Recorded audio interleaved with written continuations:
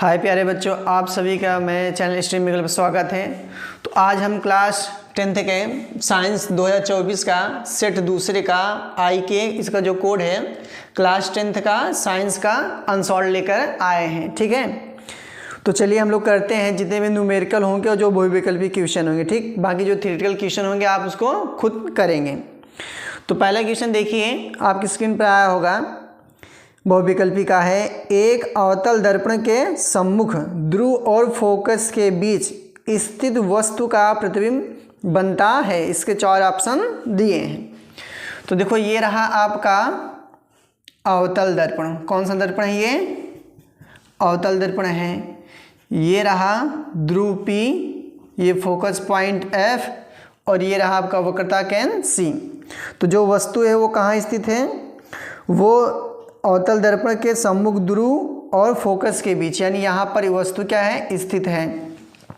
तो जब वस्तु F और P के बीच स्थित होती है तो एक प्रकाश का मुख अक्ष के समांतर चलती है और ये कहाँ से गुजर जाती है? फोकस से गुजर जाती है। और एक प्रकाश किरण ऐसे चलती है और ये वक्रता केंद्र से होकर वापस से ऐसे लौट जाती है। तो ये दोनों प्रकाश किरणें डॉट डॉट करोगे तो कहाँ पर मिलती हैं? पीछे मिलती हैं। कहाँ पर मिलती हैं? पीछे। तो यहाँ पर वस्तु क्या कैसा प्रतिबिंब बनता है? सीधा बना है। कैसा बना है? सीधा बना है।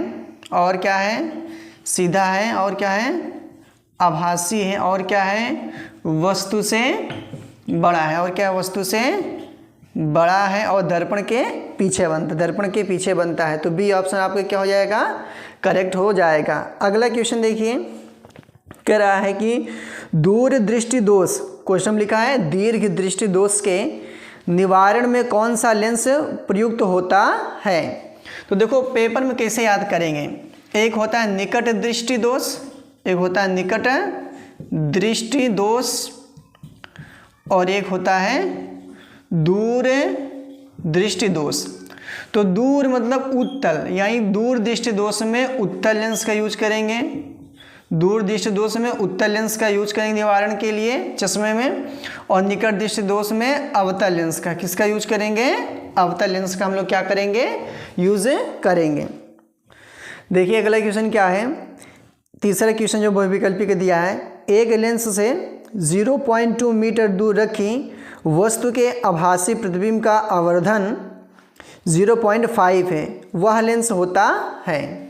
तो देखो इसमें क्या क्या दे रखा है कि एक लेंस से 0.2 मीटर दूर रखी। देखो वस्तु जो दिया है वो 0.2 मीटर है और आप सभी को पता होगा कि वस्तु की दूरी हमेशा किस में ली जाती है? माइनस में ली जाती है। तो इतना हो गया। और जो इसका आवर्धन दिया वो आभासी दिया है, m = 0.5। ये कैसा है? ये आभासी है। ये कैसा है?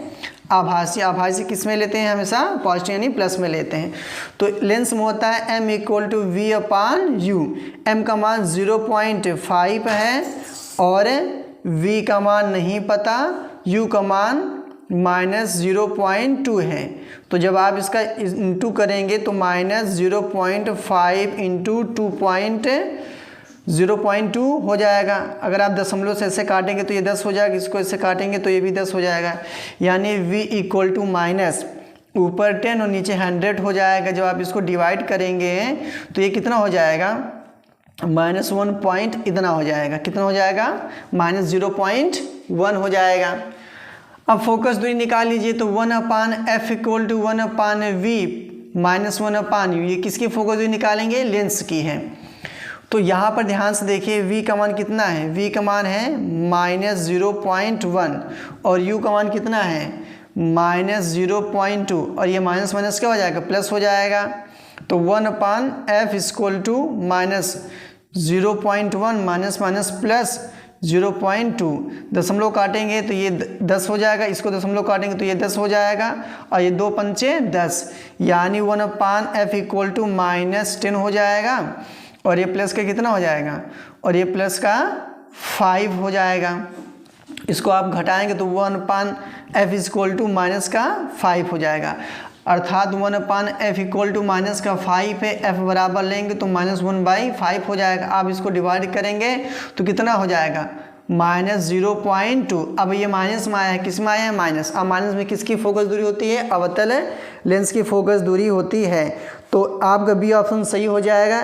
2 मीटर फोकस दूरी का अवतल लेंस का उपयोग करते हैं। ठीक, अगला क्वेश्चन देखिए कि जब श्वेत प्रकाश कांच के प्रिज्म से गुजरता है तो प्रिज्म के आधार की ओर अधिकतम झुकी प्रकाश किरण का रंग होता है। कौन सा होता है? बैंगनी। देखो कैसे, ये रहा आपका प्रिज्म, ठीक, और इसे बोलते हैं प्रिज्म का शीर्ष। इसे क्या बोलेंगे? शीर्ष। और इसे क्या बोलेंगे? आधार। तब जब कोई प्रकाश में ऐसे से ऐसे जाएगी तब, ठीक।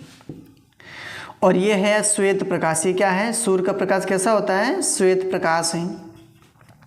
ये आपतित किरण, अपवर्तित किरण और ये निर्गत किरण है। तो यहाँ से कितनी प्रकाश किरणें निकलती हैं? 7 निकलती हैं। सूर्य में कितने कलर होते हैं? 7 रंग कलर होते हैं। 1 2 3 4 5 6 1, ये 7 हो गया, ठीक। तो इसी प्रकार कितने निकलेंगे? यहाँ पर 7 निकलेंगे। तो जो उनका क्रम है वो है विवजोर, VIV, विवजोर, GYOR, ठीक है। 1 2 3 4 5 6 7। तो सबसे नीचे वायलेट यानी बैगनी, फिर इंडिगो, फिर ब्लू, फिर ग्रीन, फिर येलो, फिर ऑरेंज, फिर रेड। तो प्रिज्म के शीर्ष सबसे दूरस्थ होगी बैगनी, और प्रिज्म के शीर्ष सबसे समीप क्या होगी? रेड यानी लाल। और प्रिज्म के आधार से सबसे दूरस्थ होगी रेड यानी लाल, और आधार के सबसे समीप क्या होगी? बैगनी। तो इसमें पूछा ये था कि तो प्रिज्म के आधार की ओर अधिकतम झुकी हुई प्रकाश किरण, प्रिज्म का आधार ये, तो इसके अधिकतम कौन झुकी हुई है? बैगनी। आपका बैगनी, डी ऑप्शन आपका क्या हो जाएगा? करेक्ट। पांचवा आपका कह रहा है कि R1 व R2 प्रतिरोधों के 2 तार समांतर क्रम में जोड़े जाते हैं। इनका तुल्य प्रतिरोध होगा, इनका तुल्य प्रतिरोध होगा समांतर क्रम जोड़े। जैसे मान लेते हैं कि ये R1 का प्रतिरोध था, एक तार, इसका प्रतिरोध कितना है? R2 है। तो इनका जो तुल्य प्रतिरोध होगा उसका फार्मूला होता है 1/RE। RE मतलब इक्विवेलेंट यानी तुल्य प्रतिरोध, 1/R1 प्लस 1/R2। अब हल करते हैं इसको, तो एलसीएम लेंगे तो हो जाएगा R1 R2 और R2 प्लस R1। तो हमको 1/RE नहीं चाहिए, हमको किसका सभी बनाना है? तुल्य प्रतिरोध का RE का बनाना है। तो ऊपर हो जाएगा R1 R2 और नीचे क्या हो जाएगा? R1 plus R2। तो जो ऑप्शन ये होगा वही ऑप्शन क्या हो जाएगा? करेक्ट हो जाएगा। कौन सा है आपका? ये सी ऑप्शन आपका ये करेक्ट हो जाएगा। अगला क्वेश्चन है, बिजली के बल्ब का फिलामेंट तंतु का बना होता है टंगस्टन का, सभी को मालूम है। छठवा का सी ऑप्शन क्या हो जाएगा? सही। वैद्युत सेल में रूपांतरण होता है, विद्युत सेल में रूपांतरण होता है रासायनिक ऊर्जा का विद्युत ऊर्जा में, ठीक है। जो विद्युत सेल होता है उसके अंदर क्या होती है? रासायनिक ऊर्जा। तो रासायनिक ऊर्जा किसमें बदलती है? विद्युत ऊर्जा में, ठीक। आप 8वां क्वेश्चन देखिए क्या दिया है। 8वां क्वेश्चन आपका जो दिया है, ये दिया है 2FeCl3 plus 2H2O plus Y gives to 2FeCl2 plus H2SO4 plus 2HCl।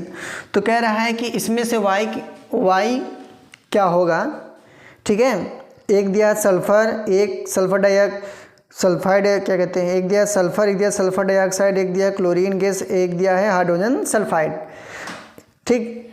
तो देखिए जाहिर सी बात है कि इधर तो सल्फर दिखाई दे रहा है S, इधर सल्फर कहीं नहीं, तो जाहिर सी बात है सल्फर तो होगा। आपने कहा ठीक है, सल्फर तो क्या होगा। और यहाँ पर क्लोरीन 3 दूनी 6 है, यहाँ 2 दूनी 4, 4 2 6, यानी क्लोरीन तो नहीं जुड़ेगा, यानी सल्फर जुड़ेगा क्लोरीन नहीं जुड़ेगा, यानी सल्फर जुड़ेगा क्लोरीन नहीं जुड़ेगा। तो यानी डी ऑप्शन क्या हो गया? कैंसिल हो गया, ठीक है। डी ऑप्शन क्या हो गया? कैंसिल हो गया। अब बचा 3 ऑप्शन और ध्यान से देखिए बैलेंसिंग के लिए इधर कितना क्या कहते हैं ऑक्सीजन है 2 हैं, और इधर ऑक्सीजन कितना है 4 है। 2 ऑक्सीजन 4 ऑक्सीजन इधर हैं, 4 ऑक्सीजन इधर है, इधर ऑक्सीजन कितना है यहाँ पर 2 ऑक्सीजन है, ये 2 ऑक्सीजन है।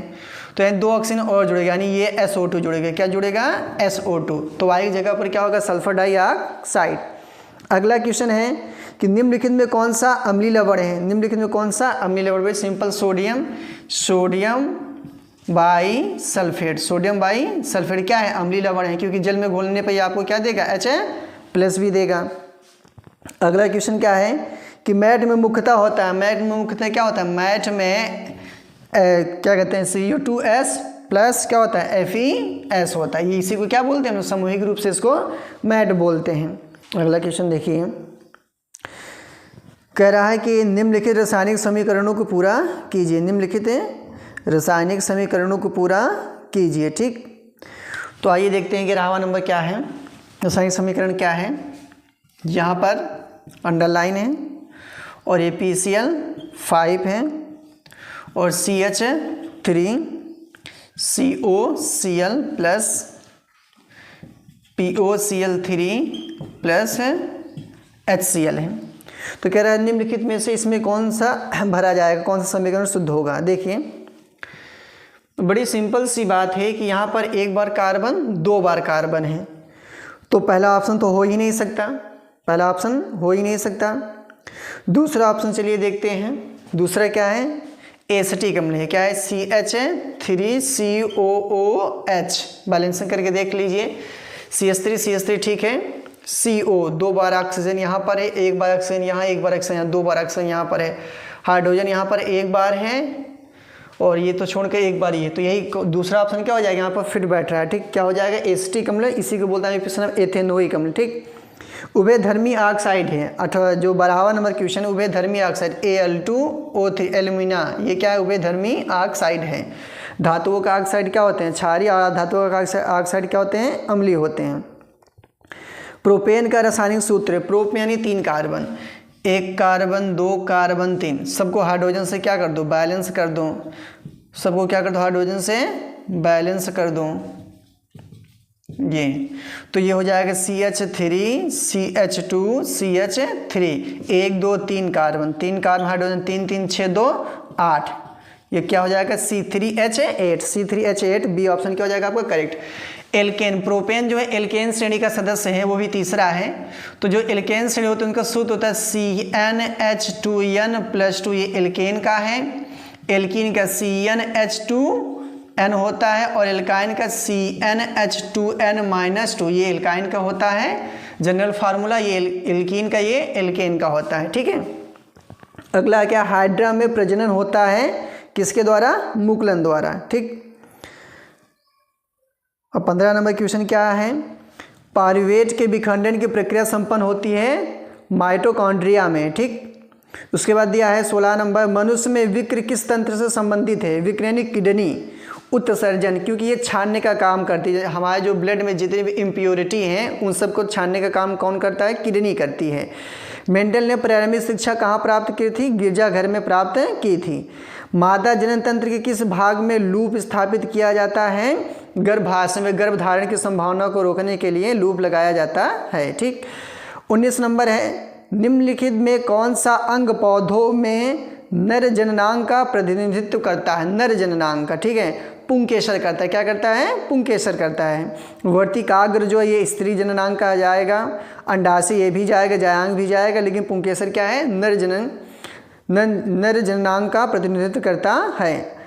19 है। 20वां नंबर क्वेश्चन क्या है कि निम्नलिखित में कौन सा, फिर आप लिख करके दिया है कि ये पर्यावरण मित्र व्यवहार कहलाता है या कहलाते हैं। तो देखो इनमें से सभी होगा। ठीक है, इनमें से उपरोक्त सभी, यानी 20वां का डी ऑप्शन क्या हो जाएगा आपका?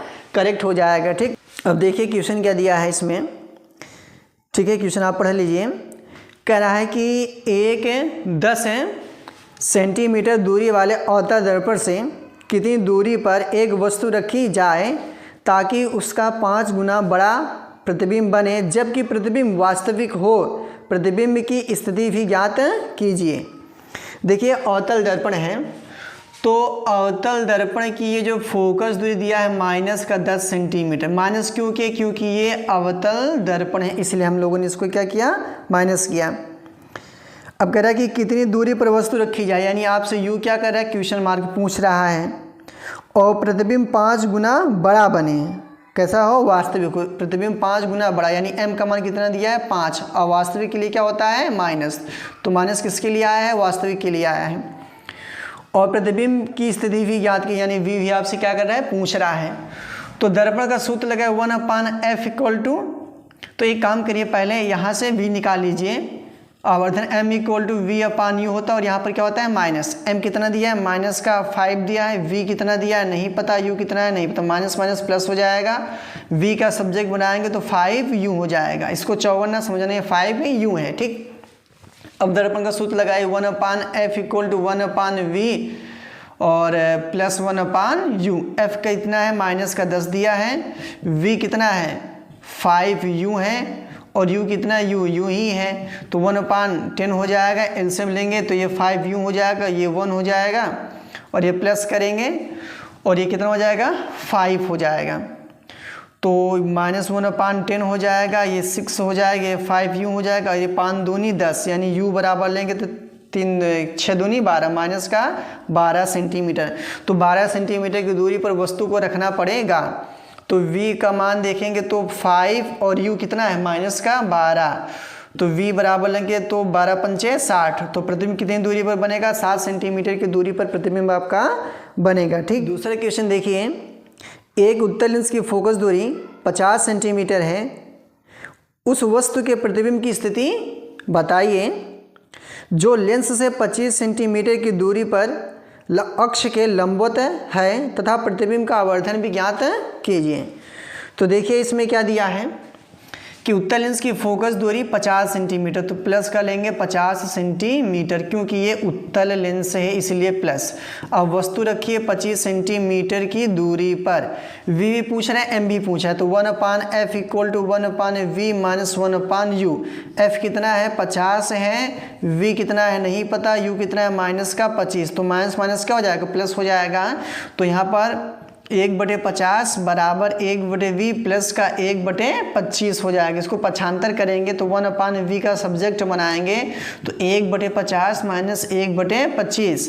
अब आप एलसीएम लेंगे तो 50 हो जाएगा, 50 का नाम 50, 25 दूना 50, यानी v बराबर कितना आ जाएगा आपका माइनस का 50 सेंटीमीटर।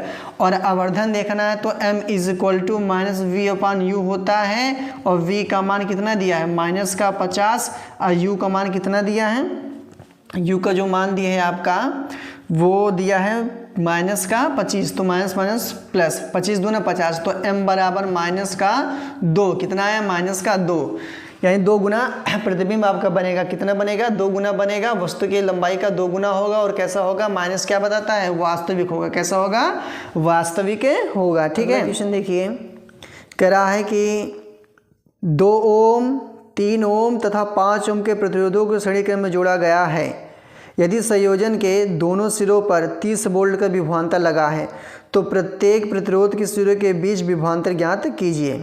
अच्छा ठीक है, देखो R1 दिया है 2 ओम का प्रतिरोध, R2 दिया है 3 ओम का प्रतिरोध, और R3 दिया है 5 ओम का प्रतिरोध, ठीक है।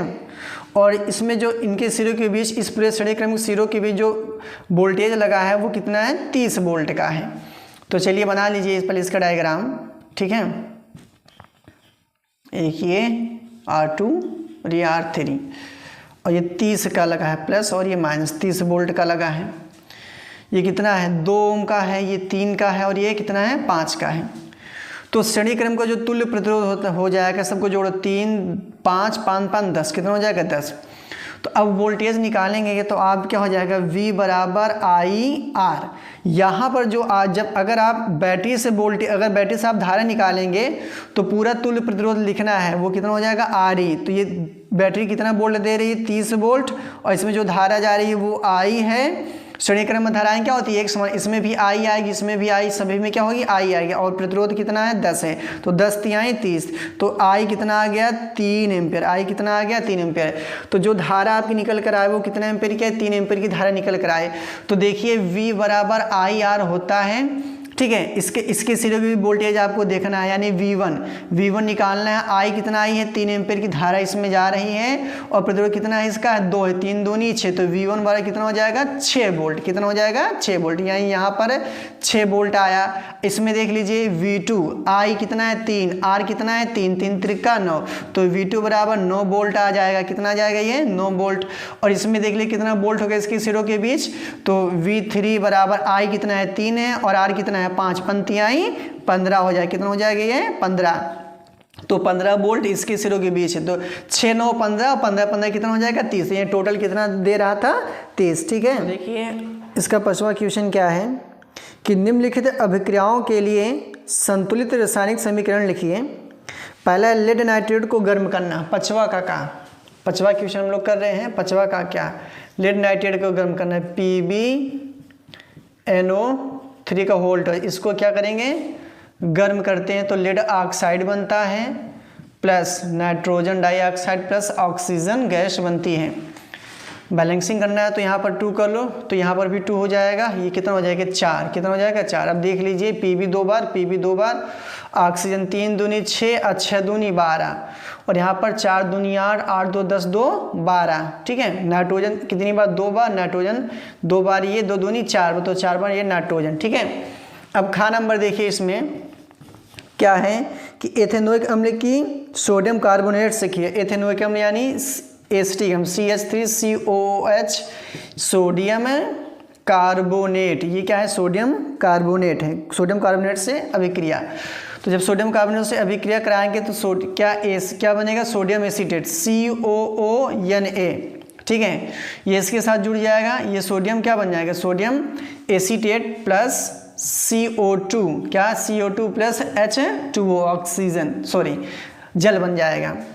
अब बैलेंसिंग करानी है तो अब ध्यान से देखिए, हाइड्रोजन कितनी बार है, 2 बार, तो यहाँ पर कितना लगाएंगे, 2, और यहाँ पर 2 लगाओगे तो ये हो जाएगा कितनी बार, 2 बार। अब देख लीजिए कार्बन 2 बार ये है, 2 2 1 2 1 1 बार, ये 1 2 2 2 4 4 1 5 बार। इधर कितना हो जाएगा, 1 1 2 2 2 4 4 1 5 बार। ऑक्सीजन देखिए कितनी बार, 1 1 2 2 दूनी 4 और 4 3 7। इधर कितनी है, 2 2 दूनी 4 और 4 2 6 6 1 7। हाइड्रोजन 2 बार है, इधर कितनी बार है, 2 बार है। इधर हाइड्रोजन कितनी बार है, 2 बार। तो ये बैलेंस आपका हो गया। ठीक है, अगला क्या है, जिंक सिल्वर नाइट्रेट को गर्म करना है। किसको गर्म करना है, जिंक। तो गा नंबर है जो आपका ये है, जिंक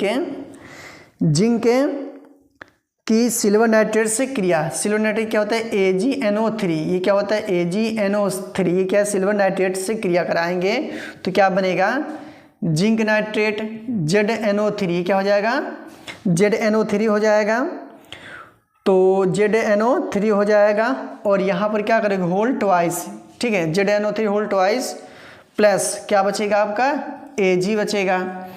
अब जब इस पर होल ट्वाइस आए, जिंक पर कितना आएगा, +2। इसका ये मतलब हुआ कि जब ये 2 बार आया तो यहाँ पर 2 से गुणा, तो यहाँ पर भी क्या होगा, 2 से गुणा हो जाएगा। ठीक है, अगला क्वेश्चन क्या कह रहा है आपका, अगला क्वेश्चन है कि सोडियम सल्फेट विलयन की बेरियम क्लोराइड से अभिक्रिया। सोडियम सल्फेट बेरियम, तो देखो sodium sulphate NaSO4, sodium sulphate की क्रिया, सोडियम सल्फेट विलयन की barium chloride BaCl2, barium chloride से करा रहे हैं तो क्या बनेगा, बहुत सिंपल सा है, NaCl बनेगा, NaCl plus barium sulphate BaSO4 बनेगा। बैलेंसिंग कर लीजिए, यहाँ पर 2 बार है तो यहाँ पर 2 से गुणा करेंगे, तो यहाँ पर भी 2 से गुणा करेंगे। ठीक है, यहाँ पर कितनी बार है, 2 बार है, तो यहाँ पर भी क्या करेंगे, 2 से गुणा करेंगे। तो जब 2 से गुणा करेंगे सोडियम सल्फेट, एक सेकेंड, सोडियम सल्फेट ये होता है। ठीक है, Na2SO4, सोडियम 2 बार है, सल्फेट 1 बार, सल्फेट 1 बार है, बेरियम में क्लोरीन 2 बार। ठीक है, चलिए बैलेंस हो गया। ठीक, अब अगला क्या कह रहा है कि निम्नलिखित में के आयुपेशी नाम लिखिए। निम्नलिखित नाम में 7वां क्वेश्चन है। 7वां का नंबर देखिए, CH3COOH। देखिए ये क्या है, एसिटिक अम्ल है। इसको हम लोग ऐसे लिख सकते हैं, CH3C डबल बॉन्ड से ऑक्सीजन, फिर सिंगल से OH। तो ये कौन सा ग्रुप है ये कार्बोक्सिलिक ग्रुप है, ठीक है। क्रियात्मक समूह कार्बोक्सिलिक क्रियात्मक समूह तो 1 2, तो 2 के लिए क्या होता है एथ होता है, क्या होता है एथ, तो हो जाएगा एथ। कार्बन कार्बन भी सिंगल मत तो क्या हो जाएगा एथेन, क्या हो जाएगा एथेन। और 1 पे क्या है ओइक एसिड, क्या है ओइक एसिड, 1 पर आया है ओइक एसिड, तो इसका नाम हो जाए। अब यहाँ पर O है यहाँ पर E है, तो वो दो वाइवल एक साथ नहीं हो सकते, तो यहाँ पर हम लोग क्या करेंगे यहाँ से मिटा देंगे, तो इसको मिलाकर लिखेंगे तो ये हो जाएगा एथेनोइक, एथेनोइक 1 एसिड या एथेनोइक एसिड, एथेनोइक एसिड दोनों क्या है सही है, एथेनोइक एसिड, ठीक, ये एथेनोइक एसिड हो जाएगा। हिंदी में लिखिए इंग्लिश में लिखिए कोई दिक्कत नहीं है। अगला क्या है, अगला दिया है आपका CH3CH2CH2Cl, ठीक है। तो देखिए पहले काउंटिंग उधर से आप शुरू करते हैं जिधर से क्रियात्मक समूह आपको पहले मिले, इसमें तो क्रियात्मक समूह नहीं, यहाँ पर क्या है प्रीफिक्स हैं, क्लोरीन ब्रोमीन प्रोपीन अगर ये सब कहीं दिखाई दे रहे हैं और क्रियात्मक समूह नहीं है तो काउंटिंग उधर से करें जिधर से क्लोरीन ब्रोमीन पहले जुड़े, तो 1 2 3, तो क्या हो जाएगा 1 क्लोरो, क्या हो जाएगी ये 1 क्लोरो, 3 के लिए क्या होता है propane, 1 chloro propane, 1 chloro propane हो जाएगा इसका यूपीएससी। अगला क्या है, अगला आपका दिया है CH ट्रिपल बॉन्ड CH, एक कार्बन 2 कार्बन, तो 2 कार्बन क्या होता है एथ होता है, क्या होता है एथ। अब एथ हो गया, अभी कौन सा बॉन्ड है पहले 1 पर क्या है ट्रिपल बॉन्ड, तो एथाइन, क्या हो जाएगा एथ1 आइन, तो इसका क्या नाम हो जाएगा एथाइन, क्या हो जाएगा इसका नाम एथाइन, एथाइन 1 या एथाइन, ठीक। तो ये आपका अनसॉल्व्ड 2024 का क्लास 10th का प्रीवियस ईयर का जो क्वेश्चन था हमने करा दिया। हमने सारे वो क्वेश्चन कराए हैं जो न्यूमेरिकल बेस पे थे या जो कॉन्सेप्टेड बेस पे, जो थ्योरेटिकल बेस पे हैं आप अपने खुद से करेंगे, ठीक है। धन्यवाद।